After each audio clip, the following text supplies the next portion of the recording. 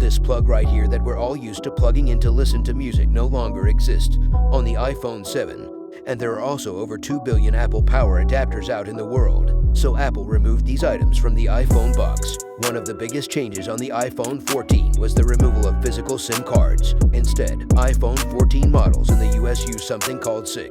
What's up guys, it's me here. So Apple is not always the first company to implement a new feature. They're infamously known as the company that in many cases is the last to adopt a new feature or a new piece of hardware, whether they're widely known for being the first company to get rid of any feature that they thought they no longer needed. Headphone jack chargers, floppy disks, CD drives, SIM trace to name a few. So what are they removing now? Well, the good old buttons. That's right, Apple is planning to get rid of the hardware power button and the volume rocker, as according to Shrimp, Apple Pro, who has a good track record. Now, he didn't mention when exactly this is gonna happen, but he shared the internal code name of the phone, and it is Bongo. Is more than likely. This is not happening with the iPhone 15 lineup next year, but whenever it happens, Apple will likely use pressure-sensitive sensors at the side of the frame. Judging from some concept phones with no physical buttons, Apple will likely include touch capacitive panels at the size that when pressed firmly will recreate the feeling of a button via hap feedback. This will surely make the phone look good and seamless, but I don't think this is a good idea because digital buttons aren't perfect. Many companies, including Huawei, Xiaomi, Vivo, HTC, and more tried removing the buttons from their phones, but they all failed to implement it right and came back to the physical buttons because the main problem with digital or capacitive buttons is that they always activate at the most inopportune times and they aren't the most reliable. I mean,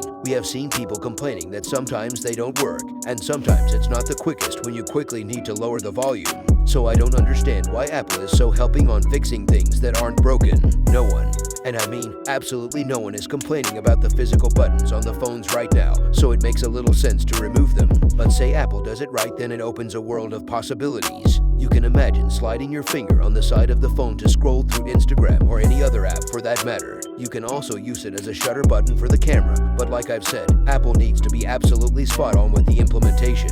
Otherwise, it would end up like that dreaded touch bar on their MacBook. And for that reason, I don't think this is a good idea at all. To see why Samsung phones are swelling again, click here, subscribe.